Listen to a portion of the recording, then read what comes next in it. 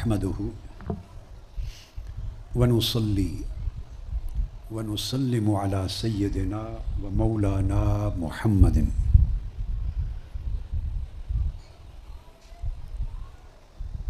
النبي الأمين المكين الحنين الكريم الرؤوف الرحيم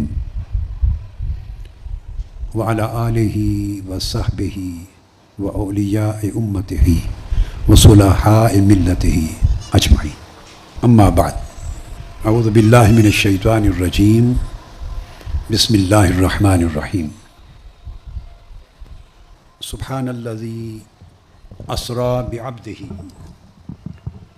ليلا من المسجد الحرام إلى المسجد الأقصى الذي باركنا حوله لنريه من آياتنا إنه هو السميع البصير. صدق اللہ مولانا العظیم. معزز علماء کرام اور قائدین و کارکنان اعظام، جملہ خواتین و حضرات، طلباء اور طالبات،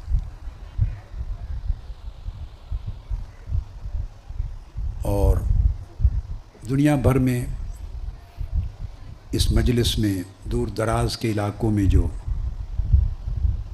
سامعین اور سامعات ہیں، ہمارے ساتھ شریک ہیں، سب کو اس مبارک معراج النبی کی رات کی اس مجلس میں جسمانی طور پہ شریک ہونا یا سماعی طور پہ، سمعی اور بصری طور پہ شریک ہونا، اس پر مبارکباد دیتا ہوں، ویلکم کرتا ہوں۔ اتفاق ہے کہ ان دنوں میں یہاں تھا تو مجھے بھی آپ کے ساتھ اس مبارک رات کی محفل میں شرکت کی سعادت نصیب ہو گئی۔ بلا تمہید چند متفرق باتیں اس آیہ کریمہ کے حوالے سے حضور نبی اکرم صلی اللہ تعالیٰ علیہ وآلہ وسلم کے معراج کی مناسبت سے عرض کرتا ہوں۔ بہت عرصے کے بعد یہ موقع ملا ہے، یعنی کسی محفل معراج النبی صلی اللہ تعالیٰ علیہ وآلہ وسلم میں مرکز پر آپ کے ساتھ شریک ہونے کا۔ اس موضوع پر ممکن ہے مجموعی طور پہ 100 سے زیادہ میرے خطابات ہوں گے، مگر ہر خطاب میں نئے پہلوؤں اور نئی جہتوں پر گفتگو کی ہوگی۔ آپ کے پاس وہ کتابی صورت میں بھی ہیں اور کیسٹس کی صورت میں بھی ہیں۔ آج کچھ نئی چیزیں جیسے اگر ذہن میں جیسے جیسے آئیں گی وہ آپ کے سامنے رکھنا چاہتا ہوں۔ آقا علیہ الصلوۃ والسلام کے اس سفر معراج کے 3 مرحلے ہیں۔ یہ بات معروف ہے، علماء بیان کرتے ہیں اور آپ ہمیشہ سے سنتے ہیں۔ اس سفر کے 3 مرحلے ہیں۔ ایک مرحلہ مسجد حرام سے مسجد اقصیٰ تک کا، جیسے فرمایا گیا اعوذ باللہ من الشیطان الرجیم سبحان الذی اسریٰ بعبدہ لیلا من المسجد الحرام الی المسجد الاقصیٰ۔ پاک ہے وہ ذات جو لے گئی اپنے مقرب برگزیدہ محبوب بندے کو مسجد حرام سے مسجد اقصیٰ تک، رات کی ایک تھوڑی سی کڑی میں۔ یہ پہلا مرحلہ ہے۔ دوسرا مرحلہ، یہ مرحلہ قرآن مجید میں صراحت کے ساتھ مذکور ہے۔ اس کا انکار کرنا کفر ہے۔ معراج نبوی صلی اللہ علیہ وسلم کے اس حصے کا انکار، بولیے، کفر ہے، نص صریح سے ثابت ہے۔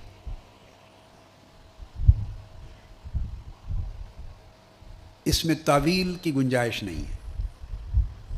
دوسرا حصہ مسجد اقصیٰ سے فوق السماوات، آسمانوں سے اوپر، سدرۃ المنتہا تک، عرش تک، پھر اس سے اوپر، اس کو فوق السماوات کہہ دیتے ہیں، یا الی سدرۃ المنتہا الی العرش المعلی، تو مسجد اقصیٰ سے آسمانی کائنات اور بالائی کائنات کی آخری منزل تک یہ احادیث صحیحہ سے ثابت ہے، احادیث صحیحہ سے ثابت ہے۔ اور ان حدیث صحیحہ میں اور روایات میں اتنی کثرت ہے، کثرت طرق ہے کہ وہ حد تواتر کو پہنچتی، معنوی طور پر حد تواتر کو پہنچتی ہیں۔ اس دوسرے حصے کا انکار کرنا اعتقادی فسق ہے، گمراہی ہے۔ آدمی کافر تو نہیں ہوتا مگر گمراہ کہلاتا ہے۔ کیا؟ گمراہ کہلاتا ہے، اعتقادی طور پہ فاسق ہو جاتا ہے۔ یہ دلال ہے، گمراہی ہے۔ پھر فوق السماوات کا جو مرحلہ ہے، پہلے حصے کو مسجد حرام یعنی مکہ معظمہ سے بیت المقدس مسجد اقصیٰ تک کا جو پہلا مرحلہ، اس کو اسراء کہتے ہیں۔ اس لیے قرآن مجید نے لفظ اسراء استعمال کیا۔ جو دوسرا مرحلہ ہے مسجد اقصیٰ سے جب آقا علیہ السلام اوپر تشریف لے جاتے ہیں، اس کو معراج کہتے ہیں۔ عرب دنیا میں اس رات کو جب مناتے ہیں، عرب دنیا سارے مرحلوں کو وہ بھی مانتی ہے، عقیدہ رکھتی ہے، مگر وہاں جو معروف مروج اور متداول لفظ ہے وہ شب اسراء ہے۔ وہ اس کو لیلۃ الاسراء کہہ کے مناتے ہیں۔ ہمارے ہاں پاکستان، انڈیا، بنگلہ دیش اور علاوہ اس کے گرد و نواح کے خطوں میں اس کو لیلۃ المعراج کہتے ہیں، شب معراج۔ ہمارے ہاں یہ لفظ زیادہ معروف ہے، عرب دنیا میں قرآنی لفظ ہے لیلۃ الاسراء، اس لفظ کا استعمال اور رواج زیادہ ہے۔ پھر سدرۃ المنتہا سے آگے، جہاں بعض احادیث میں آتا ہے کہ سیدنا جبرائیل امین علیہ السلام بھی رک گئے، اور اس سے آگے آقا علیہ الصلوۃ والسلام کے ساتھ شریک سفر رہنے کی استعداد اور صلاحیت اور طاقت ان میں نہیں تھی۔ وہ جو اس سے آگے کا سفر ہے قاب قوسین او ادنیٰ تک، جس کی آخری منزل کا کوئی تعین نہیں ہے، نہ وہ ذہنوں میں آ سکتی، اس کو بعض کتب میں بعض عرفاء نے، خواجہ نظام الدین اولیاء نے بطور خاص اور کئی اور عرفاء اور اولیاء نے اعراج کا نام دیا ہے۔ اعراج کا ایک تیسرے مرحلے کو ایک تیسرا نام بعض بزرگوں نے دے دیا، ورنہ دوسرے مرحلے کو سدرۃ المنتہا سے بھی آگے تک قاب قوسین او ادنیٰ تک، مسجد اقصیٰ سے لے کے آن ورڈ سارے کو معراج بھی کہہ سکتے ہیں۔ اگر یوں کہیں تو عنوان دو بن جائیں گے، اسراء اور معراج، اور اگر تینوں مرحلوں کو الگ الگ ٹرم عنوان دیں تو پھر اسراء، معراج اور اعراج کا نام دے دیں۔ اس حصے کا انکار کرنا حق اور ثواب سے ہٹ جانا ہے، یعنی حق اور ثواب سے محروم ہونا ہے۔ مگر اس حصے کے انکار کرنے سے نہ بندہ کافر ہوتا ہے اور نہ صریح گمراہ ہوتا ہے۔ آپ سمجھیں بات کو؟ یہ بات میں نے اس لیے سمجھائی کہ ہمارے ہاں ایک ہی بات سکے بند ہوتی ہے اور ایک ہی ٹھپا ہاتھ میں ہوتا ہے، وہ ہر جگہ لگاتے جاتے ہیں، تفریق نہیں کرتے۔ علم تفریق کرنے، حسب مرتبہ تفریق کرنے اور ہر چیز کی تفصیل کرنے کا نام۔ تو آپ کو معلوم ہونا چاہیے کہ کس حصے کے انکار سے بندہ کافر ہو جاتا ہے، کس حصے کے انکار سے بندہ ضال اور گمراہ ہو جاتا ہے، اور کس حصے کے انکار سے بندہ ثواب سے محروم ہوتا ہے۔ ثواب سواد کے ساتھ، اجر و ثواب کے معنی میں نہیں، یعنی صحت عقیدہ یا عقیدے میں خیر کا پہلو، اس سے محروم ہوتا ہے۔ یہ جو اب تک گفتگو میں نے کی یہ معروف ہے، اس کو آپ نے کئی بار سنا ہے، پڑھا ہے، بیشتر لوگ جانتے ہیں جو علمی شغف رکھتے ہیں۔ جو اتنا نہیں جانتے تو انہیں معلوم ہو گیا۔ اب یہاں سے جو آگے آج کی نشست کے لیے خصوصی چند باتیں کرنا چاہتا ہوں وہ یہ ہے کہ یوں تو سارا سفر معراج حضور علیہ الصلوۃ والسلام کا جسم مع الروح کے ساتھ، جسد مع الروح، یعنی سارا سفر معراج جسمانی ہے،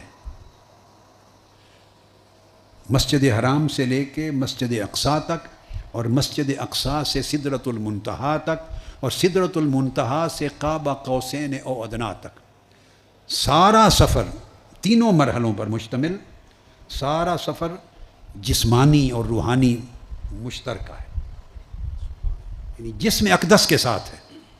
اس پورے سفر کا کوئی ایک مرحلہ بھی ایسا نہیں جو صرف آپ کی روح مبارک نے کیا ہو اور جسم اقدس ساتھ نہ ہو۔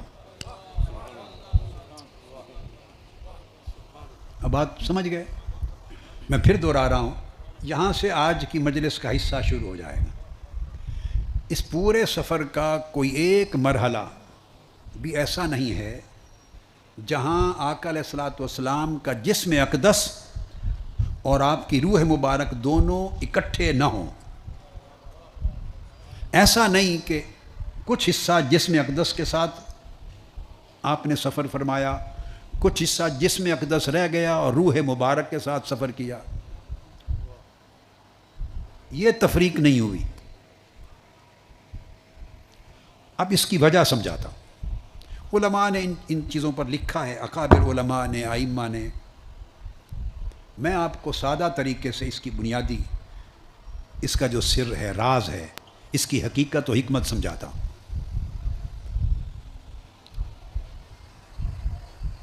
میں یہ پہلی دلیل سمجھانا چاہتا ہوں کہ آپ سارے سفر کو کچھ حصہ جسم کے ساتھ اور کچھ حصہ روح کے ساتھ اس طور پہ تقسیم نہیں کر سکتے، تقسیم نہیں کر سکتے۔ یا سارا سفر جسم کے ساتھ ماننا ہوگا، یا سارا سفر بغیر جسم کے صرف روحانی طور پر روح کا ماننا ہوگا۔ اکٹھا نہیں چلا سکتے کہ اتنی جگہ سے۔ اب یہ میں نے کہا یہ آج کی نشست کا حصہ ہے جو نیا ہوگا، جو اس انداز سے پہلے بیان نہیں کیا ہوگا۔ تھیم تو کبھی بدلتا نہیں ہے، ایک ہی ہوتا ہے، مگر یہ چیزیں نئے طریقے سے آپ کو سمجھ میں آئیں گی۔ میں دہرا رہا ہوں کہ آپ اس سفر کو کچھ معراج اور آپ کا اسراء مع الجسد فقط، اور کچھ حصہ سفر مع الروح فقط، بلا جسد، بغیر جسم کے، اس طرح اس سفر کے حصے اور ٹکڑے نہیں کر سکتے۔ یا سارا سفر جسم و روح کا اکٹھا جسم کے ساتھ ماننا ہوگا، یا سارا سفر جسم کے بغیر فقط روح کا ماننا ہوگا۔ بین بین کی صورت ممکن نہیں۔ کوئی یوں کہہ سکتا ہے کہ کیا حرج ہے کہ مسجد حرام سے مسجد اقصیٰ تک کہ سفر کو جسم سے مان لیں اور اوپر کا حصہ صرف روح کا مان لیں۔ کوئی یہ کہہ سکتا ہے، اور ہم بھی اس کو بات سمجھنے سمجھانے کی غرض سے ایک لمحے کے لیے اپنے پاس رکھتے ہیں اور اس پر غور کرتے ہیں۔ اگر کوئی کہے کہ صرف روح کے ساتھ ہوا ہے، کوئی کہے کہ یہ معراج فقط روحانی ہے، تو یہ بات یاد رکھ لیں، روحانی معراج سے مراد، جو لوگ ایسا کہتے ہیں وہ منامی معراج ہوتا ہے، خواب کی معراج۔ روحانی معراج سے مراد یعنی سوئے اور رات خواب میں معراج کیا، منامی معراج ہے، خواب کی معراج، یہ ہے روحانی معراج کا معنی۔ اگر آپ روحانی اور منامی معراج مان لیں تو یہ معجزہ ہی نہ رہا۔ اگر اس موقف کو مان لیں تو یہ معجزہ ہی نہ رہا اور معجزے کا کلیتاً انکار ہو گیا۔ اور یہ قرآن مجید میں اللہ پاک کا فرمانا سبحان الذی اسریٰ بعبدہ استغفر اللہ العظیم، یہ ایک ایسا اللہ کا ایک ایسا دعویٰ بن گیا کہ جس دعوے کی کوئی ضرورت ہی نہیں تھی اور جس دعوے میں کوئی حقیقت ہی نہیں تھی، کہ پاک ہے وہ ذات جو اپنے بندے کو لے گئی وہ ذات خواب میں تو ہزاروں اولیاء کو لے جاتی ہے، تو آقا علیہ السلام کی تخصیص کیا ہوئی؟ خواب میں تو ہزاروں اولیاء آقا علیہ السلام کی امت کے ایسے ہو گزرے ہیں اور ایسے ہوتے ہیں جنہیں خواب میں مسجد حرام سے مسجد اقصیٰ تک خواب میں اور کبھی آسمانوں تک یہ سفر کرایا جاتا ہے، کئیوں نے کیا ہے، اللہ کے کئی اولیاء نے یہ سفر کیا ہے۔ اور اگر وہ خواب ہی کا سفر ہے تو پھر تو آقا علیہ السلام کی تخصیص نہ رہی، اور تخصیص جب نہ رہی تو معجزہ نہ رہا، جب معجزہ نہ رہا تو اللہ کا کلام غیر ضروری بن گیا اور دعویٰ بغیر بنیاد کے بن گیا۔ تو یہ نہ قرآن میں اس کا ورود ریلیونٹ رہا، نہ سورہ النجم والنجم اذا ہوا سے آگے وہ کوئی 16-17 آیتوں کا کوئی ریلیونس نہ رہا آقا علیہ السلام کی ذات سے۔ وہ الگ بات ہے، اس بحث میں نہیں پڑھتے کہ اس سے مراد جبرائیل امین کو لینا ہے، ما زاغ البصر وما طغی، یہ اللہ پاک کو لینا ہے۔ ثم دنا فتدلی سے مراد آقا علیہ السلام کو اور اللہ کی ذات کو لینا ہے، یا آقا علیہ السلام کو اور جبرائیل امین کی ذات کو لینا ہے۔ فتدلی سے مراد کس کو لینا ہے؟ فکان قاب قوسین او ادنیٰ سے مراد کس کو لینا ہے؟ بحث تو یہی ہوتی ہے نا علماء میں کہ اس جگہ اس لفظ کا اشارہ اللہ رب العزت کی طرف ہے یا اس کا اشارہ سیدنا جبرائیل علیہ السلام کی طرف ہے۔ بھائی اللہ کی طرف ہو یا جبرائیل امین کی طرف ہو، اگر سب کچھ خواب میں ہوا ہے تو یہ معجزہ ہی نہیں ہے۔ خواب آتے رہتے ہیں، خواب عام مومنین مسلمانوں کو بھی آتے ہیں اور صالحین کو اس سے بہتر صادق خواب آتے ہیں، سچے، پھر اولیاء کو ان سے اچھے سچے خواب آتے ہیں، پھر اولیاء کاملین کو، صادقین کو، مقربین کو، صدیقین کو اور سچے خواب آتے ہیں، اور سچے خوابوں میں اولیاء کو اللہ کی زیارت بھی ہوتی ہے، جبرائیل امین کی زیارت بھی ہوتی ہے، وہ جبرائیل امین کے ساتھ سفر بھی کرتے ہیں، وہ مسجد اقصیٰ بھی جاتے ہیں، وہ آسمانوں پر بھی جاتے ہیں، وہ جنتوں میں بھی جاتے ہیں، اولیاء خواب میں ہر جگہ جاتے ہیں۔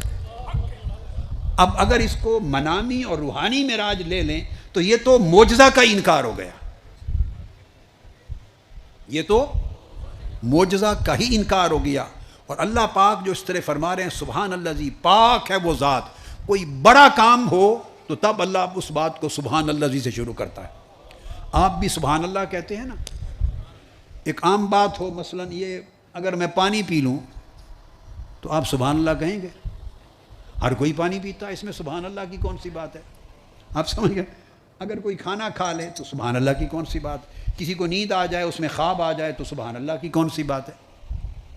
جو مطابق عادت ہو اس پہ سبحان اللہ نہیں کہا جاتا، جو زندگی کے عام طور طریقوں اور عادتوں کے مطابق ہو اس پر آدمی سبحان اللہ نہیں کہتا، سبحان اللہ اس پر کہتے ہیں جس بات پر تعجب ہو، جو عادت کے خلاف ہو، انسانی طاقت، عادت، صلاحیت، استعداد، قوت اس کو عام طور پہ نہ پہنچ سکتی ہو، کوئی انوکھا اور نرالا کام ہو جو کوئی اور نہ کر سکتا ہو اور کوئی کر دکھائے، اس پر انسان ایسے کلمات تحسین بولتا ہے سبحان اللہ۔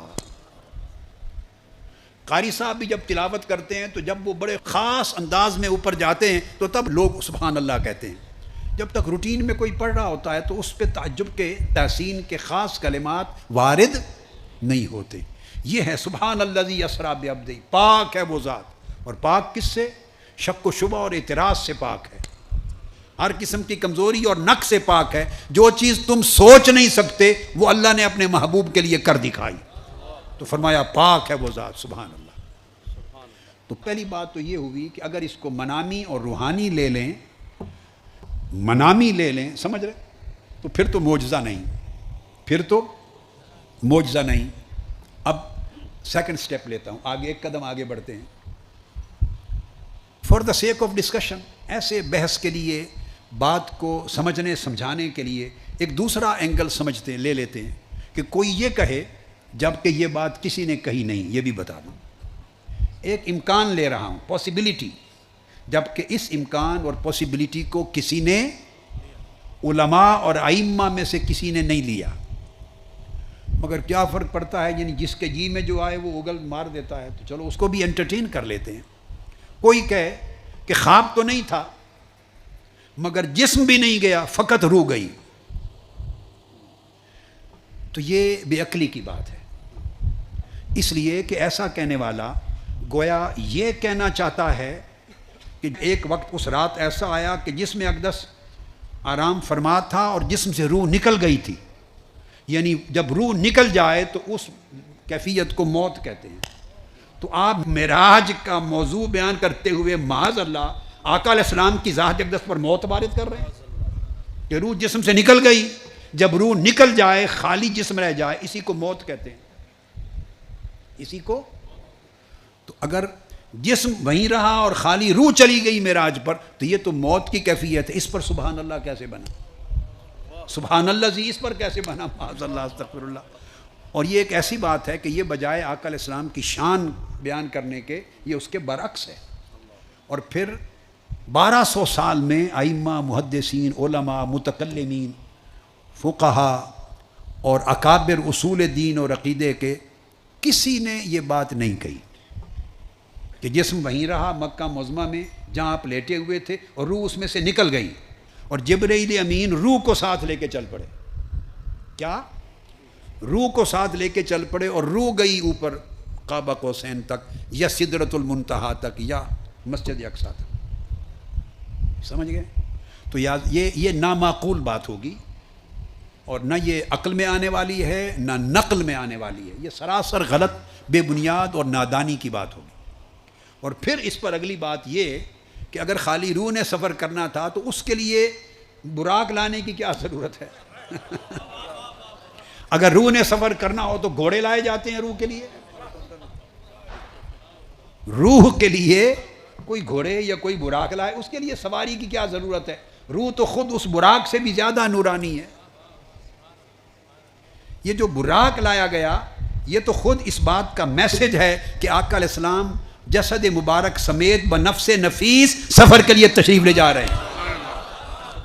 یہ جو براق کا ذکر آیا ہے وہ خود ایک میسج ہے کہ یہ سفر نہ خواب کا تھا نہ خالی روح کا تھا، جس میں پاک کے ساتھ سوار ہوئے، جیسے سواری کی جاتی ہے۔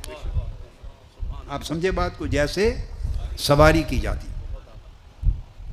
خود براق اٹسیلف اس بات کی کافی و وافی دلیل ہے کہ منامی اور روحانی نہیں ہے، محض روحانی نہیں ہے، منامی تو ہے ہی نہیں، منامی تو ہے ہی نہیں۔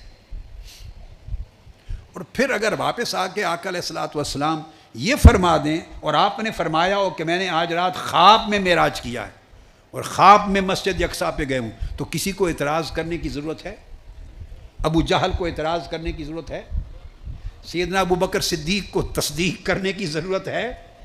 کفار و مشرکین کا اکٹھ کرنے کی کوئی ضرورت ہے سین کعبہ میں اس بات پہ کہ انہوں نے دعویٰ کیا ہے کہ آج میں نے خواب میں معراج کیا؟ تو اکٹھ کس چیز کا؟ ہر کوئی خواب میں کر سکتا ہے، کسی کا معراج یہاں تک، کسی کا یہاں تک، کسی کا وہاں تک، ہر کسی کی اپنی صلاحیت۔ تو اس پر تو اعتراض ہی نہیں بنتا، انکار بھی نہیں بنتا، تصدیق بھی نہیں بنتی، تکذیب بھی نہیں بنتی۔ اور پھر احادیث میں آتا ہے کہ وہ اکٹھے ہو کر آقا علیہ السلام سے سوال کرنے لگے کہ بتائیں مسجد اقصیٰ میں کیا ہے، راستے میں کیا دیکھا؟ اگر کسی نے خواب دیکھا ہو تو خواب بتائے، تو کوئی اس عمارت کی کڑیاں بھی پوچھتا ہے اس سے، اس کی کھڑکیاں بھی پوچھتا ہے۔ خواب دیکھا ہو تو اس کی کوئی تفصیلات اور علامات بھی پوچھتا ہے۔ اب بھلے سفر میں بھی کوئی پوچھتا ہے کہ کسی قافلے کو دیکھا، کیا ہوا کیا نہیں ہوا۔ خواب اگر کوئی بتا دے میں نے خواب دیکھا ہے تو اس سے کوئی سوال کرنا بنتا ہی نہیں ہے۔ اس سے ثابت ہوا کہ آقا علیہ السلام نے بھی صبح جب بیان کیا تو خواب کر کے بیان نہیں فرمایا تھا، ایک کھڑی جیتے جاگتے معراج کی حقیقت کو بیان کیا تھا۔ تب ہی تو ایک زلزلہ بپا ہو گیا کفار میں کہ یہ کیسی بات کر دی، ایک ہی رات میں یہ وہاں سے یہاں کیسے ہو کے آ گئے؟ تو خواب میں تو ہوتا رہتا ہے۔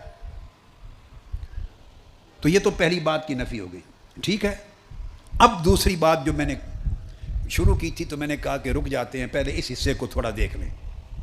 اب دوسری بات لیتے ہیں، وہ امکان اگر کوئی کہے جو میں نے کہا یہ بھی معقول نہیں ہے اور منقول بھی نہیں ہے، کوئی یہ کہے کہ مکہ معظمہ سے بیت المقدس مسجد اقصیٰ تک تو جسم کے ساتھ ہوا، تو وہاں مسجد اقصیٰ کے بعد باقی معراج روحانی ہے، روح کا ہے، جسم کا نہیں۔ اب اس پریپوزیشن کو لے لیتے ہیں۔ اگر کوئی یہ کہے تو اس پر سوال بنتا ہے، اس سے پوچھا جائے گا کہ اگر مسجد اقصیٰ تک آپ نے مانا کہ جسم کے ساتھ گئے، اوپر روح کے ساتھ گئے، تو جسم کہاں چھوڑ گئے؟ حرم کعبہ میں چھوڑ گئے یا ادھر فلسطین میں رہ گیا جسم اقدس؟ تو یہ بات غیر معقول ہے اور غیر منقول۔ یعنی آپ اگر تقسیم کریں گے تو کیا بنے گا؟ مسجد اقصیٰ تک جسم کے ساتھ گئے تو وہاں کیا ہوا کہ پھر وہاں سے روح اقدس نکال لی گئی، جسم وہیں چھوڑ دیا گیا۔ اگر کہیں کہ جسم ادھر ہی رہا تو پھر تو مسجد اقصیٰ تک بھی جسم کے ساتھ نہیں گئے، اور اگر کہیں وہاں تک جسم کے ساتھ گئے اوپر روح کے ساتھ تو جسم پھر وہاں کہاں چھوڑا؟ روح کب پلٹی، پھر جسم میں کب آئی، اور اس عرصے میں جسم زندہ رہا یا وفات پا گئے؟ سارے سوال جو مکہ معظمہ میں قیام کے دوران وارد ہونے تھے وہ سارے القدس میں وارد ہو گئے۔ اب آپ سمجھے؟ آپ نے وہاں لے جا کر پھر جسم اور روح کو جدا کر دیا، تو جسم اقدس کا کیا بنا، روح اقدس کا کیا بنا؟ تو اوپر روح اقدس کو لے جانے کی ضرورت کیا تھی اگر جسم نہیں جا رہا؟ تو جسم اقدس وہاں رہا یا وہاں سے براق پر واپس آ گیا؟ وہ براق پر واپس آ گیا تو روح مبارک کس چیز پر گئی؟ اگر براق روح لے گئی اوپر تو جسم واپس کیسے آیا؟ آپ بات کو سمجھیں۔ لہذا اگر آپ اس مفروضے کو بنا لیں تو اس میں بھی کوئی جان، عقل اور شعور اور دلیل نہیں ہے۔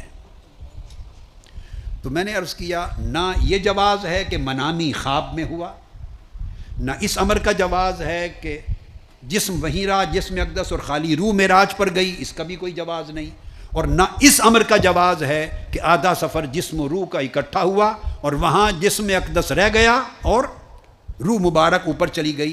ان تینوں امکانات میں سے کوئی امکان قابل قبول نہیں بنتا۔ یہاں تک سمجھ گئے آپ؟ اب ہم اسی پر آ جاتے ہیں جو اصل جمہور کا مذہب ہے کہ آقا علیہ الصلوۃ والسلام کا سارا سفر معراج مسجد حرام سے لے کے قاب قوسین او ادنا تک وہ جسم و روح کے ساتھ اکٹھا ہے۔ جسم اقدس کے ساتھ گئے، روح مبارک کے ساتھ گئے۔ اب ایک سوال پیدا ہو سکتا ہے کہ براق لانے کی کیا ضرورت تھی؟ براق لانے کی کیا ضرورت ہے؟ تو اس کے جواب میں ایک بات پہلے سمجھا چکا ہوں اشارتاً، اس کو ریپیٹ کرتا ہوں۔ ایک ضرورت تو یہ تھی، یہی ثابت کرنے کے لیے کہ آقا علیہ السلام کا معراج، اسراء اور معراج جسم و روح کے ساتھ اکٹھا ہو رہا ہے۔ سواری اس بات کی دلیل ہے کہ کوئی سوار ہو کر جا رہا ہے، یہ نہیں کہ خالی خواب میں یا روح کے ساتھ اوپر سفر کر رہے ہیں۔ براق اس لیے لایا کہ ثابت ہو کہ جسمانی معراج ہو رہا ہے، جسمانی معراج ہو رہا ہے۔ اسباب کئی ہیں، میں صرف اسی ایک نقطے پر اگر بات شروع کر لوں تو پھر ہماری ساری رات اسی ایک نقطے پر گزر جائے گی کہ براق کیوں لایا گیا۔ ساری رات اسی ایک، ہر چیز آگے پیچھے چھوڑ دیں گے تو ایک رات صرف اس ایک حکمت کے بیان کے لیے بھی کافی نہیں ہے۔ اس میں درجنوں حکمتیں اور توجیحات آتی چلی جائیں گی۔ میں نہیں جانا چاہتا، تھوڑا تھوڑا کر کے اکثر چیزوں کو، ساری تو نہیں کہتا، اکثر ضروری چیزوں کو تھوڑا تھوڑا کر کے کور کرنا چاہتا ہوں۔ تو دوسری حکمت بیان کرتا ہوں کہ براق کیوں لایا گیا۔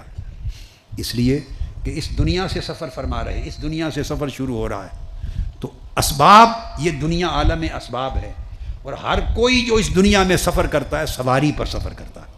لہٰذا اس دنیا کا جو عالم اسباب کا جو طور طریقہ ہے اس کو قائم رکھنے کے لیے، تاکہ دنیا کو پتہ ہو کہ اسباب کے ساتھ سفر کیا۔ آقا علیہ السلام کو اگر معراج سفر ہی آسمانوں سے ہوتا تو شاید براق نہ لایا جاتا۔ سفر چونکہ اس دنیا عالم اسباب سے ہوا ہے، اور ہر کوئی جب سفر کرتا ہے تو سواری پہ سفر کرتا ہے، سفر کرتا ہے تو سواری پہ سفر کرتا، اس لیے سواری لائی گئی تاکہ آقا علیہ السلام کے سفر کی جو ہیئت ہے، سفر کی جو شکل ہے، وہ عالم اسباب کے طریقوں سے مطابقت کر جائے، عالم اسباب کے جو طور طریقے ہیں ان کے ساتھ موافقت ہو جائے، اور اسی سے ثابت ہو کہ واقعی جسمانی معراج ہو۔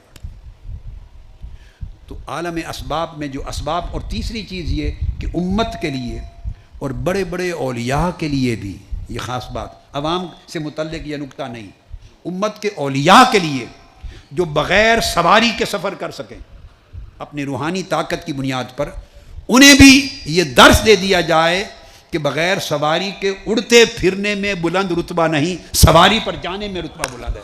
یہ آقا علیہ السلام کی سنت ہے۔ تدبیر کو چھوڑنا بلند مقام نہیں ہے، تدبیر کی سنت کے مطابق چلنا یہ بلند رتبہ ہے، تاکہ جو روحانیت والے لوگ ہیں، اولیاء ہیں، صالحین ہیں، اللہ والے اور ایمان رکھنے والے مومنین، ایمان والے مسلمان، ان کو معلوم ہو جائے کہ تدبیروں کو اور اسباب کو چھوڑ کر پرواز کرنا اور چھوڑ پر آرزویں رکھنا، تدبیر و اسباب کو چھوڑ کر یہ سنت محمدی کے خلاف ہے۔ آقا علیہ السلام سے بڑھ کر تدبیر اور سبب کے بغیر سفر کی طاقت اور کون رکھ سکتا ہے کائنات؟ آقا علیہ السلام سے بڑھ کر تدبیر اور سبب کے بغیر کوئی طاقت رکھ سکتا ہے؟ آپ سے بھی زیادہ یا آپ جتنی؟ کوئی نہیں۔ پھر لے جانے والے ساتھ جبرائیل ہیں، جبرائیل ساتھ ہو تو اس سے بڑھ کر بھی پھر کسی اور کی طاقت ہو سکتی ہے؟ بدون تدبیر، بغیر سبب کے جائیں، اور پھر اللہ فرمائے کہ اللہ لے کر گیا، اللہ کی ذات ہو لے جانے والی، اور پھر بغیر تدبیر کے ہو۔ اب بات کو سمجھیں، آقا علیہ السلام خود جانے والے ہوں، تدبیر کی حاجت ہے؟ تدبیر اور سبب کی محتاجی ہے؟ بولیے نہیں بھئی، اگر تدبیر اور سبب کی محتاجی ہوتی تو جب چاند ٹکڑے کیا تو وہاں کون سی تدبیر استعمال تھی؟ آقا علیہ السلام کو کون سی محتاجی ہے تدبیر اور سبب کی؟ اگر تدبیر اور سبب کے محتاج ہوتے تو جب ڈوبے سورج کو پلٹایا تو کون سے رسے باندھے ہوئے تھے پلٹانے کے لیے؟ کون سی تدبیر تھی؟ جب درختوں کو زمین سے بلا کے تو جڑوں سمیت کھینچ لیا، سجدہ گیر ہو گئے، جب پتھروں نے کلمہ پڑھا، مردے زندہ ہو گئے، انگلیوں سے پانی پھوٹ پڑا، تو کون سی تدبیریں تھیں وہاں استعمال ہوئی؟ تو آقا علیہ السلام کے تو سینکڑوں معجزات بغیر تدبیر کے، بغیر تدبیر کے کر سکتے ہیں۔ تو جو بلا تدبیر اتنی بڑی طاقت جن کو اللہ نے عطا کی ہو، وہ سفر کرتے ہوئے اللہ کی بارگاہ کی طرف اگر تدبیر کو نہ چھوڑیں اور سبب کو نہ چھوڑیں اور سوار ہو کے جائیں، تو آقا کی امت میں لوگ تدبیر چھوڑنے لگے تو یہ کون سی بڑائی کی بات ہوگی؟ اس سے یہ نقطہ اخذ کرتا ہوں، براق کی سواری سے اخذ کرتا ہوں، جو بیمار لوگ ہیں وہ علاج نہیں کرواتے، کہتے ہیں خالی دم سے ٹھیک کر دیں، تو دم برکت کا عمل ہے، اس سے برکت ہوگی، مگر علاج کی تدبیر کو چھوڑنا نہیں چاہیے، یہ سنت کے خلاف ہے۔ میں براق سے اخذ کر رہا ہوں یہ نقطہ، آپ کو سمجھ آئی ہے؟ اپیرنٹلی کوئی سمجھے گا براق کا اور یہ علاج کا کیا تعلق ہے، نہیں، یہ تعلق آپ سمجھ گئے ہیں۔ بہت سے لوگ بے شمار معاملات میں تدبیر چھوڑ دیتے ہیں، جو سنت ہے وہ چھوڑ دیتے ہیں، اور تدبیر سے بالا چاہتے ہیں سب کچھ ہو جائے، یہ بھی ہو جائے، بچے بھی ہو جائیں، امتحان میں بھی پاس ہو جائیں، علاج بھی ہو جائے، شفا یابی بھی ہو جائے، کاروبار بھی شاندار، سارا کام تدبیر سے بالا چاہتے ہیں۔ یہ سنت نہیں ہے، سنت، اور جو کوئی آپ کو یہ راستہ دکھائے وہ ولی اللہ نہیں ہو سکتا۔ جو کوئی آپ کو ایسا راستہ دکھائے، دعویٰ کرے، وہ ولی اللہ اور صالح اور متبع سنت نہیں ہو سکتا۔ کمال اتباع سنت میں ہے، جو اتباع سنت میں جتنا بلند ہوتا چلا جائے گا، جتنا بلند ہوتا چلا جائے گا، اس کا مرتبہ ولایت اتنا اونچا ہوتا چلا جائے گا۔ تو تدبیر اور اسباب کو ترک کرنا سنت نہیں ہے، اسباب کو استعمال کرنا سنت ہے، استعمال کرنا۔ اب آپ کا ایک اور معجزہ آقا علیہ السلام کا سناتا ہوں، اس کی مثال کو سمجھانے اور تقویت دینے کے لیے، اس پر آپ کی نگاہ نہیں گئی ہوگی، بیان بھی نہیں اکثر و بیشتر کبھی نہیں ہوا ہوگا، مگر اس پر آپ کو میں مرکوز کراتا ہوں آپ کی توجہ۔ آپ نے کثرت کے ساتھ سنا، کثرت کے ساتھ، کہ آقا علیہ السلام جب پانی ختم ہو گیا حدیبیہ میں، تو نہیں تھا تو 1500 صحابہ کے وضو اور غسل کے لیے پانی مہیا کر دیا، انگلیوں سے چشمے بہہ پڑے۔ اس طرح درجنوں مرتبہ یہ واقعات پیش آتے، درجنوں مرتبہ جب صحابہ کرام کے لشکر 10-10 ہزار کا لشکر بھی اگر پیاسا ہوتا، وضو اور غسل کا پانی نہ ہوتا تو آقا علیہ السلام اپنی مبارک انگلیوں سے چشمے پانی کے نکال کے ان کو سیراب کر دیتے۔ یہ تو سن رکھا ہے نا، بولیے سن رکھا ہے۔ اب اس میں تدبیر، اس میں بھی ایک تدبیر ہمیشہ آقا علیہ السلام نے استعمال فرمائی سنت کے لیے، اور وہ کیا؟ یہ دیکھیے، انگلیوں سے کبھی پانی پھوٹا؟ کبھی کسی کی انگلیوں سے پانی کا چشمہ پھوٹ سکتا ہے؟ موسیٰ علیہ السلام نے بھی جب اپنی امت کو، بنی اسرائیل کو پانی کے چشمے دینے تھے تو اپنی انگلیوں سے نہیں پھوڑے وہ چشمے، زمین میں عصا مارا، چونکہ چشمے زمین سے پھوٹا کرتے ہیں، چشمے زمین ہی سے پھوٹتے ہیں، پتھروں سے پھوٹتے ہیں، زمین سے پھوٹتے ہیں۔ وہ کام کیا جو ظاہراً ہوا کرتا ہے۔ معجزہ کیا تھا؟ وہ چشمہ نہیں تھا، آپ کا عصا لگا اور چشمہ پھوٹ پڑا، یہ معجزہ تھا۔ اور آقا علیہ السلام کا معجزہ موسیٰ علیہ السلام کے معجزہ سے 100 گنا زیادہ طاقتور تھا، 100 گنا زیادہ عظیم تھا۔ وہاں چشمے کا پھوٹنا معجزہ تھا، مگر زمین سے پھوٹنا عادت ہے۔ آقا علیہ السلام نے چشمے پھوڑے مگر زمین سے نہیں، انگلیوں سے پھوڑے، انگلیوں سے کبھی چشمے نہیں نکلتے۔ یہ گوشت اور پوست کی انگلیاں ہیں، اس میں سے چشمے کیسے نکلیں؟ اب بات کو سمجھے، چشمہ موسیٰ علیہ السلام نے بھی جاری کیا، مگر وہاں سے جاری کیا جہاں سے جاری ہوتے ہیں، ٹھیک ہے، اس جگہ نہیں تھا، مگر ہوتے زمین سے ہی ہیں۔ مگر آقا علیہ السلام نے زمین سے چشمے جاری نہیں کیے، جب ضرورت پڑی اپنی انگلیوں سے جاری کر دیے۔ انسانی جسم سے کبھی چشمے نہیں نکلتے، انگلیوں سے کبھی چشمے نہیں پھوٹتے۔ یہ 100 گنا بڑا معجزہ تھا۔ اس میں بھی سنت تدبیر جاری رکھی، سنت تدبیر۔ آپ سوچ رہے ہوں گے وہ کیسے؟ سن لیں، ایسا آقا علیہ السلام نے کبھی نہیں کیا کہ جب پانی کی ضرورت صحابہ کرام کو پڑی تو ان کے سامنے ایسے ہوا میں انگلیاں کر دی، ہاتھ، اور انگلیوں سے سیدھے چشمے جاری فرما دی۔ ہوا اس طرح ہی ہے، مگر اس طریقے سے نہیں کیا۔ جب ضرورت پڑتی تو آپ فرماتے کوئی برتن لے آؤ، تھوڑا سا پانی لے آؤ، کوئی کوزہ لے آؤ، کوئی لوٹا جیسے لوگ استعمال کرتے ہیں، کوئی چھاگل لے آؤ، کوئی کوزہ لے آؤ، کوئی برتن منگواتے اس میں کچھ پانی ہے، فرماتے لے آؤ۔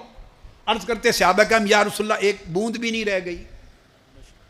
مشکیزہ لے آؤ، یا رسول اللہ ایک بندے کا پینے کا بھی نہیں رہ گیا، خالی ہو گئی۔ فرمایا کوئی بات نہیں، لے آؤ۔ حتیٰ کہ کچھ نہ ہوتا تو فرماتے کہ پیالہ ہی لے آؤ۔ کوئی برتن منگواتے، اس برتن میں دست مبارک ہاتھ ڈالتے تاکہ ایک پردہ ہو جائے، تاکہ ایک پردہ ہو جائے، ہاتھ کو چھپا دیتے اور پھر چشمے جاری کر دیتے،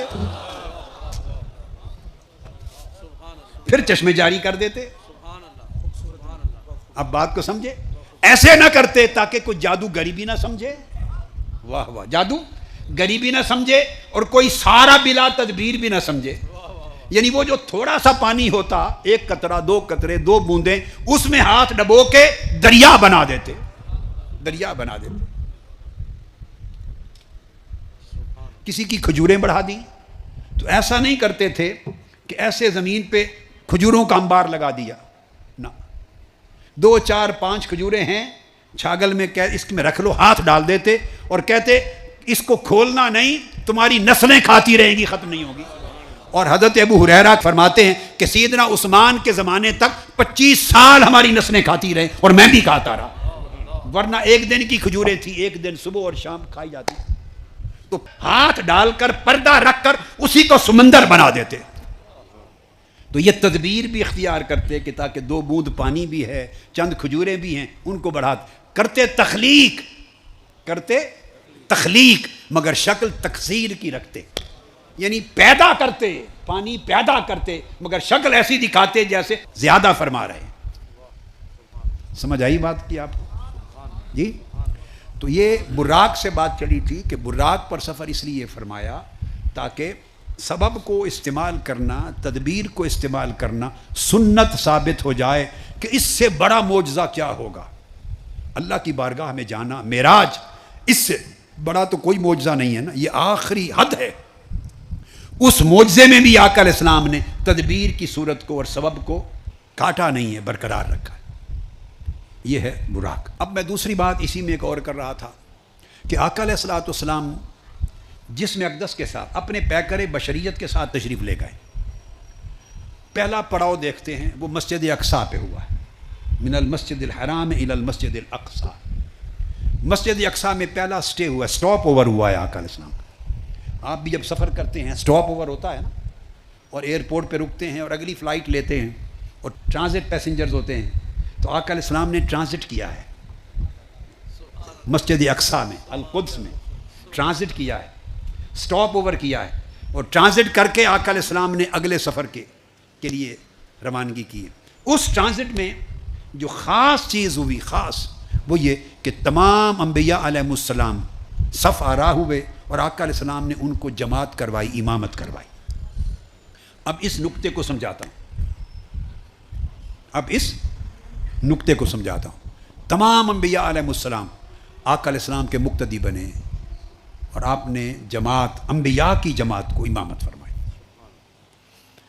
اب دیکھنے والی بات یہ ہے کہ انبیاء علیہ السلام جب صف میں کھڑے تھے، تمام انبیاء، تو کیا وہ اپنے اصلی جسموں کے ساتھ جسمانی طور پہ کھڑے تھے؟ بولیے، اگر وہ اصلی جسموں کے ساتھ کھڑے تھے تو قبروں میں ان کے جسم کہاں گئے؟ اور ایسا کسی حدیث اور روایت سے ثابت نہیں ہے کہ وہ جسموں سمیت قبروں سے نکل آئے تھے۔ ایسا نہیں ہوتا کہ وہ اپنی اپنی قبور سے اپنی اصل اجساد مبارکہ کے ساتھ نکل آئے تھے اور بنفس نفیس اپنے مبارک اصلی جسموں کے ساتھ صفوں میں کھڑے تھے، آقا علیہ السلام کے پیچھے نماز پڑھی۔ ایسا نہیں۔ ایک چیز تو بڑی کلیئر کر لیں، نہیں ہے۔ اب دو امکان ہو سکتے ہیں۔ کتنے؟ ایک امکان یہ ہو سکتا ہے کہ فقط مقدس ارواح تھی ان کی اور وہ مقتدی تھی، اور یہ حق ہے۔ دوسرا یہ امکان ہو سکتا ہے کہ ارواح اجساد مثالیہ ان کو مل گئے، مثالی جسم مل گئے، اللہ پاک نے دے دیے، تو ان کی روحیں تھیں مگر مثالی اجساد کی شکل میں، مثالی جسموں کی شکل میں۔ تو مثالی جسم امیجز ہوتے ہیں، امیجز ہو جاتے ہیں۔ بس ان دو میں سے ایک امکان ہے، پہلے والا نہیں ہے۔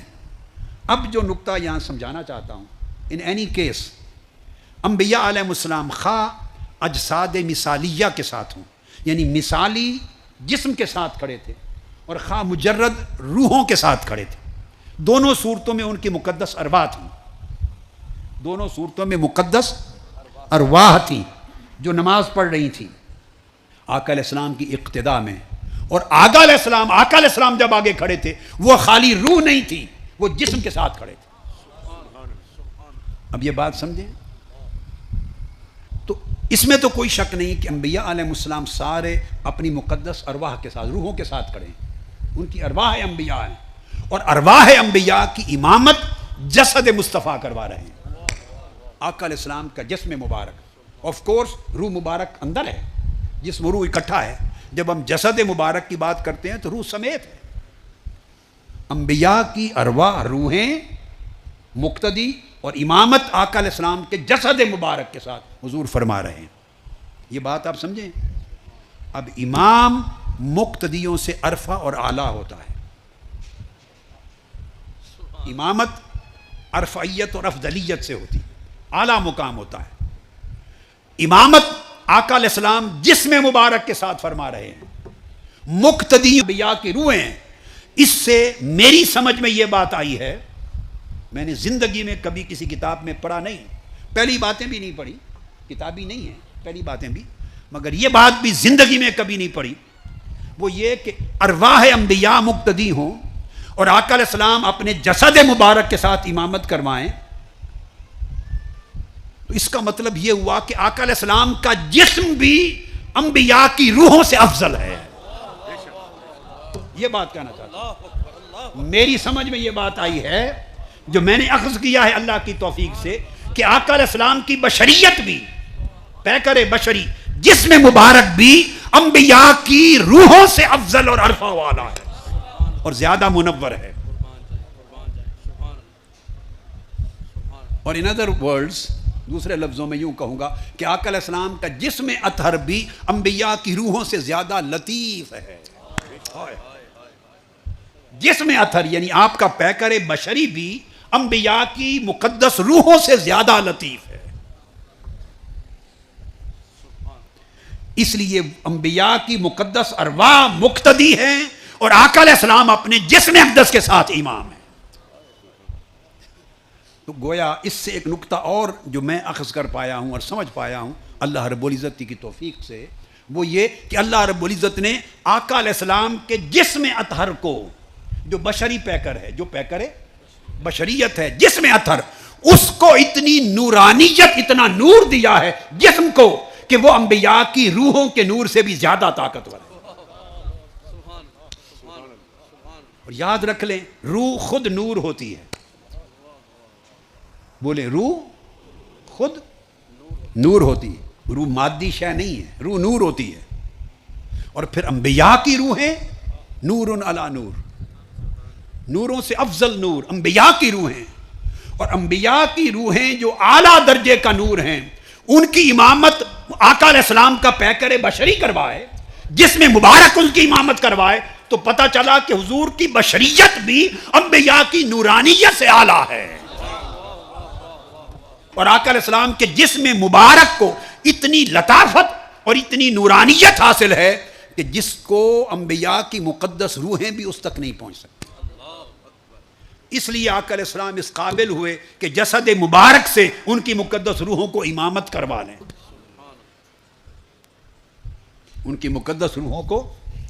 اور یہ پھر دوسرا، یہ آپ کا مقام و مرتبہ بھی ہے، یہ آپ کا مقام و مرتبہ بھی ہے کہ اولین و آخرین تمام انبیاء اور رسول آقا علیہ السلام کی اقتداء میں اور امامت میں نماز پڑھیں. تو آقا علیہ السلام کا درجہ کیا. اس سے ایک چیز اور جو میری سمجھ میں آئی ہے وہ یہ کہ آقا علیہ السلام کا اس سے دیکھنا چاہیے، سمجھنا چاہیے کہ جو جسم اقدس ہے، پیکر بشریت ہے، اس کی حیت کیا ہے، اس کی حقیقت کیا ہے، جو انبیاء کی ارواح سے بھی بلند و بالا ہے. تو اس پیکر بشری کا اور جسم اطہر کا اپنا حال کیا ہے. تو میں یہ محسوس کرتا ہوں جو کچھ کتب میں پڑھا، نصوص کو دیکھا، تشریحات کو دیکھا، تعویلات کو دیکھا، تعبیرات کو دیکھا، قرآن و سنت اور پھر سلف صالحین اور اولیاء اور اکابر علماء محدثین کی تصریحات سے جو کچھ اخذ کیا، میں اس نتیجے پر پہنچا ہوں کہ میں اس لیے یہ کہہ رہا ہوں کہ جو بات اب کہہ رہا ہوں یہ میں نے چونکہ کسی کی پڑھی نہیں کہ میں اس کو نقل کروں، تو میں ان کا نام لے دوں گا پھر، اگر لے دیتا، اگر پڑھی ہوتی. تو اگر اس میں غلطی ہے تو میری طرف ہی منسوب کریں چونکہ میں نے اخذ کیا ہے. اگر اس میں صحت ہے، اچھائی ہے، تو ان اکابر اولیاء ائمہ کی طرف منسوب کریں جن کی شاگردی ہے ہمیں، جن سے سیکھتے ہیں، جن کو پڑھتے ہیں اور خیرات لیتے ہیں جن سے.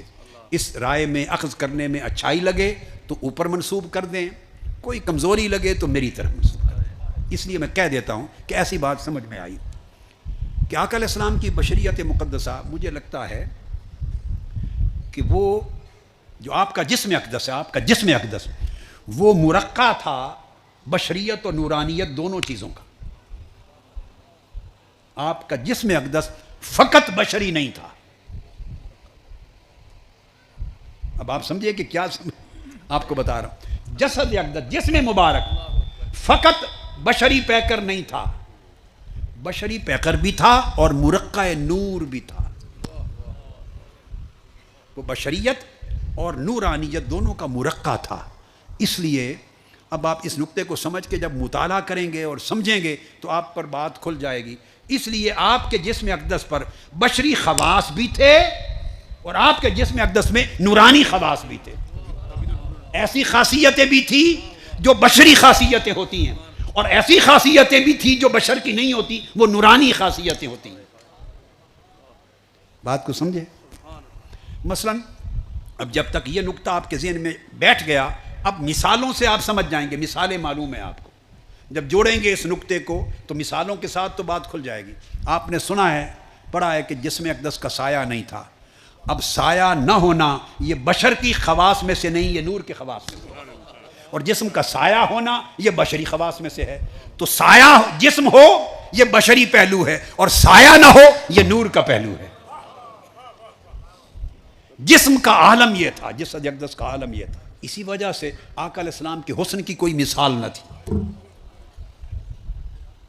جسم اقدس سے ایک اور مثال دیتا ہوں، پسینہ نکلتا تھا، پسینہ آتا تھا، تو جسم پر پسینہ آئے یہ بشری خواص میں سے ہے کہ پسینے کا آنا بشری خواص میں سے ہے، مگر پسینے میں خوشبو آئے یہ بشری خواص نہیں، نورانی خواص میں سے ہے۔ کوئی پسینہ کسی بشر کا ایسا نہیں ہو سکتا جس میں تھوڑی یا زیادہ سمیل نہ ہو۔ جب پسینہ آئے گا بھلے جسم میں ہو، بغل میں ہو، کہیں ہو، یا کپڑوں پہ جائے تو اس میں سمیل آئے گی، یہ بشری خواص ہے۔ تو پسینے کا آنا بشری حصہ تھا، اور اس میں سمیل کا نہ آنا بلکہ خوشبو آنا یہ نور کا حصہ تھا۔ آپ سمجھیں بات؟ کس طرح دو چیزیں جمع تھی، کس طرح دو چیزیں جمع تھی، اور جو خوشبو آتی پسینہ مبارک سے وہ خوشبو لگائے بغیر آتی۔ کوئی کہے کہ آپ خوشبو لگاتے تھے، یہ آقا علیہ السلام کی سنت ہے، درست ہے، مگر یہ ثابت ہے حدیث صحیحہ سے کہ بدون خوشبو لگائے بغیر بھی جدھر سے گزر جاتے فضائیں معطر ہو جاتی۔ ٹھیک ہے، یہ اس نقطے پر چونکہ پھر ارتکاز نہیں کر رہا، ورنہ پھر ساری رات اسی ایک نقطے پہ وضاحت کرنے لگے تو پتہ نہیں 2 راتیں گزر جائیں ایک نقطے پر، اس لیے ایسے ایک 2 مثالیں دے کے گزر رہا ہوں۔ اسی طرح ایک اور خاصیت بتاتا ہوں، سیکریشنز آپ کے زبان دہن مبارک میں، منہ مبارک میں ہوتی، جس سے لعاب دہن بنتا ہے، تھوک بنتا ہے، ہمارا تھوک بنتا ہے، تو آقا علیہ السلام کا بھی لعاب دہن بنتا، تو لعاب دہن کا بننا یہ بشری خواص میں سے ہے، مگر اس میں جراثیم کا نہ ہونا نور کے خواص میں سے ہے۔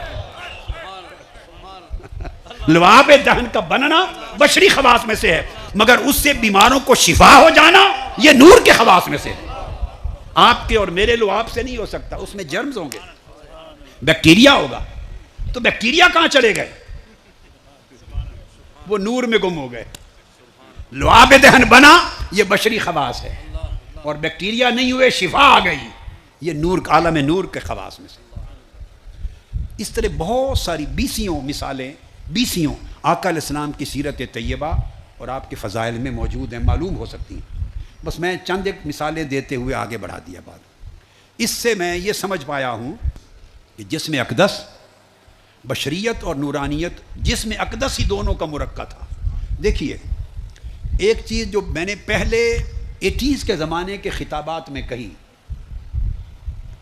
80 کی جو دہائی تھی اس کے خطابات میں ایک چیز آپ کو ملتی ہے، علماء سے بھی سنتے ہیں، کتابوں میں بھی آتا ہے کہ آقا علیہ السلام کی شانیں ہیں الگ الگ، بشریت کی بھی شان ہے، نورانیت کی بھی شان ہے، اور حقانیت کی بھی شان ہے۔ یہ سن رکھا ہے نا آپ نے، وہ الگ بات ہے، یہ جو آج کہہ رہا ہوں یہ الگ بات ہے۔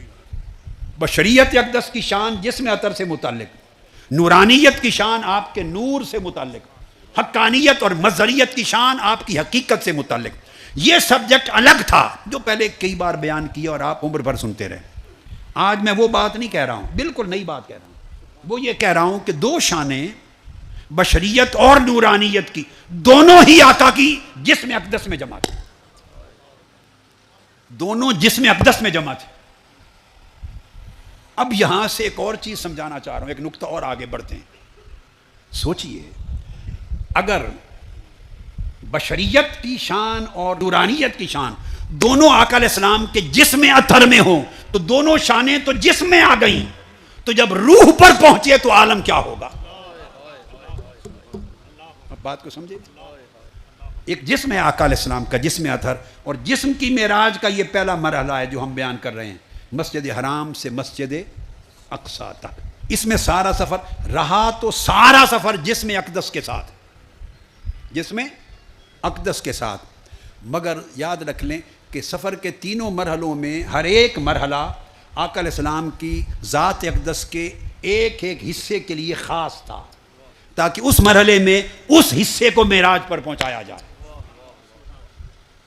ویسے تو تینوں مرحلوں میں جسم اقدس اور روح مبارک اکٹھے رہے، اس پر ہم ابتدائی گفتگو بڑی خوبصورت کر چکے ہیں نا۔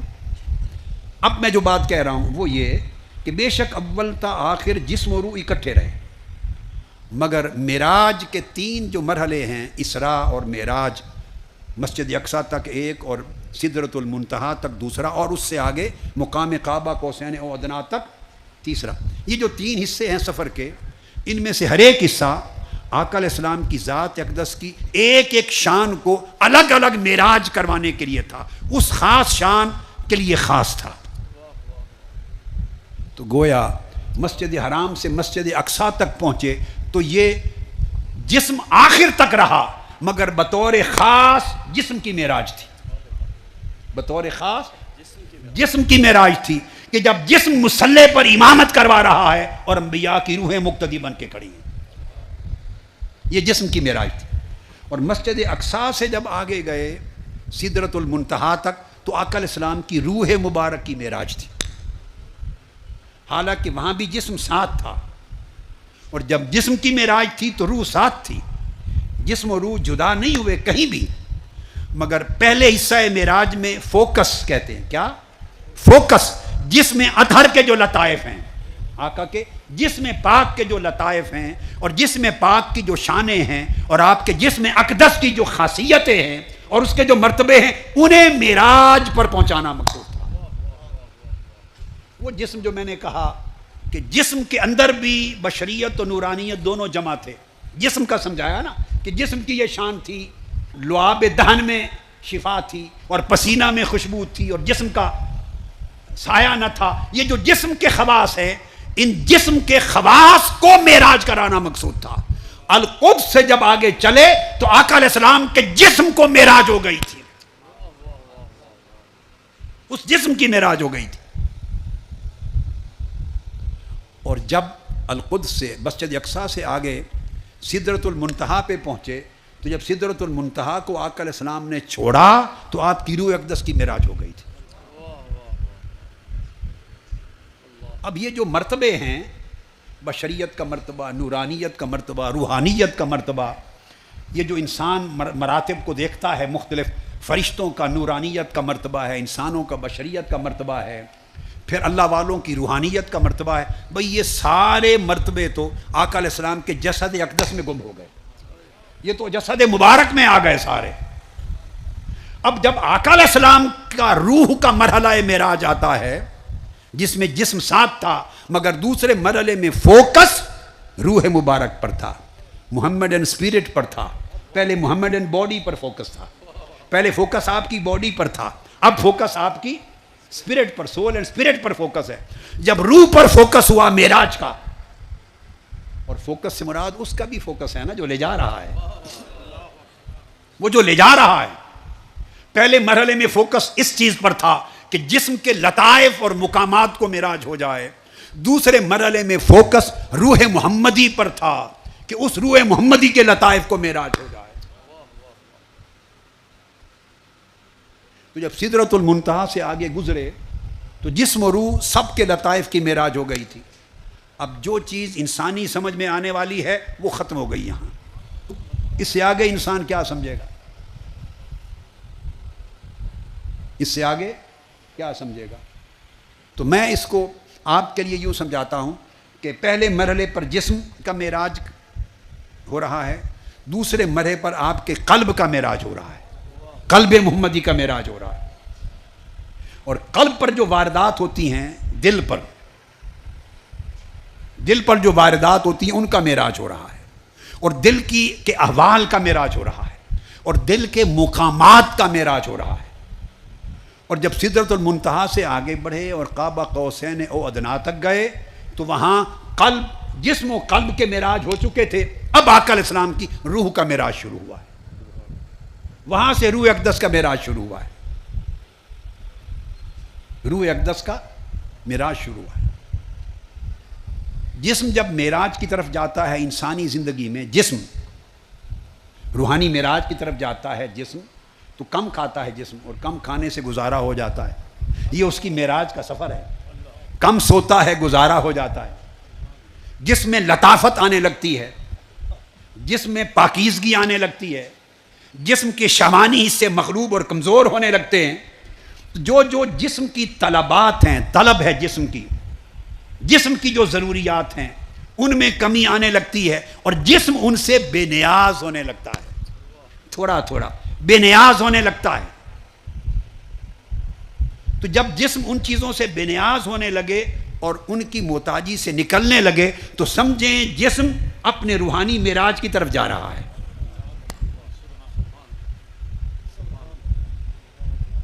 اور قلب، اس کے بھی خواص ہیں. قلب رغبت رکھتا ہے، دل محبت کرتا ہے، یا حرص کرتا ہے، یا لالچ کرتا ہے، یا توکل کرتا ہے، یا زہد رکھتا ہے، یا بے نیاز ہوتا ہے، یا توکل کرتا ہے، یا اس میں اخلاص ہوتا ہے. تو دل کی اپنی اچھی بری خاصیتیں ہیں. تو دل اگر ان بری خصلتوں سے نکلنے لگے اور توکل کی طرف جانے لگے، یقین کی طرف جانے لگے، قلب دل اور اللہ کی محبت کی طرف جانے لگے، تو جب دل ان خاصیتوں میں بڑھنے لگتا ہے تو اسی انسانی زندگی میں سمجھیں اس کے دل کو معراج کا سفر شروع ہو گیا ہے.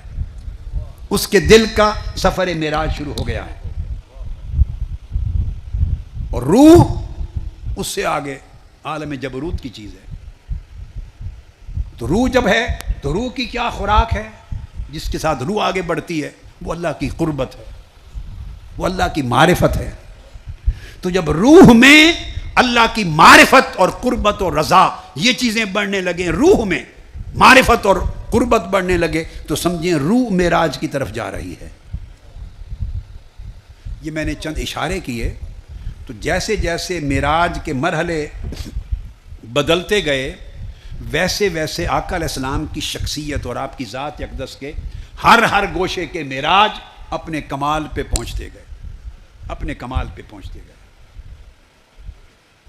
اور جب قاب قوسین او ادنا کا مقام آیا اور اللہ رب العزت کے ساتھ، اب یہاں ایک بات سمجھنے والی، جب اس مقام پر اللہ کی معیت خاصہ میں، اللہ کی بارگاہ میں اس مقام پر جا پہنچے، تو بتائیے یہاں اس دنیا میں اللہ کسی سے دور ہے؟ بولیے. نحن اقرب الیہ من حبل الورید، ہم تمہاری شاہ رگ سے بھی زیادہ قریب ہیں. تو اللہ تو ہماری شاہ رگ سے زیادہ قریب ہے، تو آقا علیہ السلام سے کتنا قریب ہوگا؟ اللہ تو ہماری شاہ رگ سے زیادہ قریب ہے، ہم سے ہماری شاہ رگ سے زیادہ قریب ہے. تو اپنے محبوب مکرم کے ساتھ اس کے قرب کا عالم کیا ہوگا، کتنا قریب ہوا. تو وہ رب جو آقا علیہ السلام کے ساتھ اتنا قریب ہے کہ جس کا تصور نہیں کر سکتا، تو جو ہر وقت آقا کے ساتھ ہوتا ہے، غار میں بھی تھے تو فرمایا ان اللہ معنا، اللہ ہمارے ساتھ ہے. غار میں بھی تھے، غار ثور میں، تو فرمایا اللہ ہمارے. تو جب اللہ ہر وقت حضور کے ساتھ ہے اور آقا علیہ السلام سے کبھی جدا ہوا ہی نہیں، وہ اپنے بندگان مومنین سے جدا نہیں ہوتا، اپنے انبیاء و مرسلین سے جدا کیسے ہوگا؟ تو جب حضور کے اتنا قریب تھا تو وہ کون سی قربت تھی جس کے لیے حضور وہاں گئے؟ سوچنا ہوگا. یہاں جو ہر وقت قریب ہیں وہ اگر یہی قربت تھی، یہی قربت جو زمین پہ میسر ہے، تو یہ قربت لینے کے لیے کعبہ قوسین پر جانے کی کیا ضرورت؟ یہ بات سمجھنے والی ہے. کوئی اچھوتی قربت ہے تو رب یہاں سے وہاں لے گیا، کوئی نرالی قربت. اور ہم مجلسی، اللہ فرماتے ہیں کہ جو میرا ذکر کرتا ہے میں ان کا ہم نشین ہوتا ہوں. تو اللہ تو یہاں بھی اپنے ذاکروں کا، ذکر کرنے والوں اور اپنی عبادت کرنے والوں کا ہم نشین ہوتا ہے. اور پھر آقا علیہ السلام کے ساتھ اس کی ہم نشینی کا عالم کیا ہوگا؟ وہ رب جو یہاں ہم نشین ہے وہاں کون سی ہم نشینی لینے گئے؟ جو یہاں آقا کی سنتا اور دیکھتا ہے وہاں کون سی چیز سننے اور دیکھنے کے لیے گئے؟ جو یہاں قریب ہے وہاں کون سی قربت کے لیے گئے؟ اگر سمجھیں کہ اس کا معنی یہاں کی قربتوں سے الگ نہیں ہے تو پھر سفر معراج بیکار ہو جاتا ہے، بے معنی ہو جاتا ہے. اگر آپ میری بات سمجھیں، اگر جس نوعیت کی قربت معنوی، میں خاص بات کہہ رہا ہوں، قربت معنوی، معنن اللہ قریب ہے، جسمانی طور پہ تو نہیں ہے نا، جسم سے پاک ہے، قربت معنوی، معنوی ہم نشینی، معنوی اللہ کی ہم مجلسی، معنوی معیت، معنوی مدد، معنوی نصرت، یہ جو معنن اور روحانیتاً سب اللہ کی عنایات اس کے بندوں پر یہاں ہیں.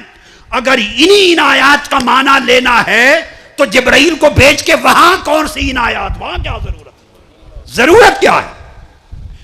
یہ ماننا ہوگا، اور اس کے بغیر کوئی چارہ ہی نہیں ہے کہ اگر قربت کے لیے گئے تو وہ قربت یہاں کی قربت سے کوئی جدا تھی،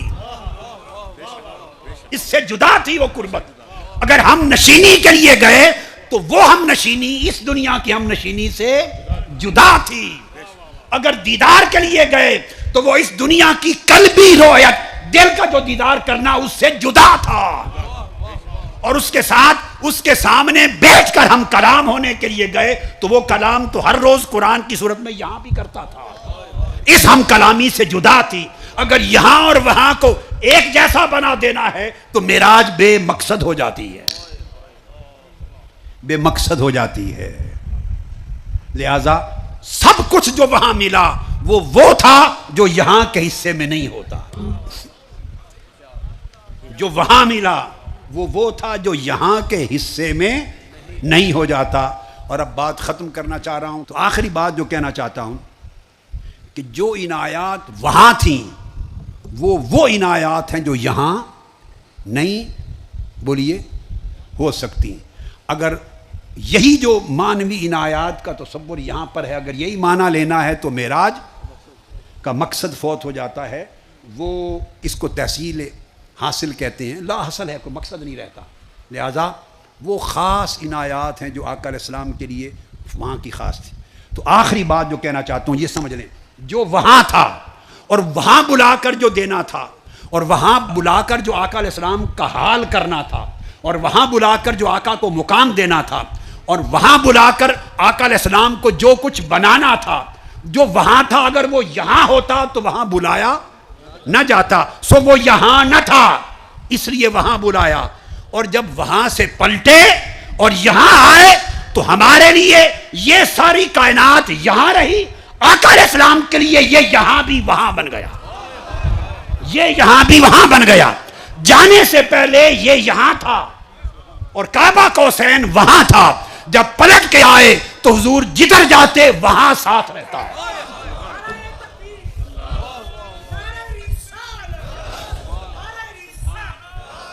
واپس آنے کے بعد آقا علیہ السلام ایسا کچھ ہو گئے تھے کہ جہاں رہتے، جہاں جاتے، پھر وہ یہاں نہ رہتے، وہاں ساتھ رہتا، پھر وہ آخر وقت تک وہاں میں رہے. اللہ رب العزت اس وہاں کا حصہ ہمیں عطا فرما دے. آقا علیہ السلام کے جوڑوں کے طفیل.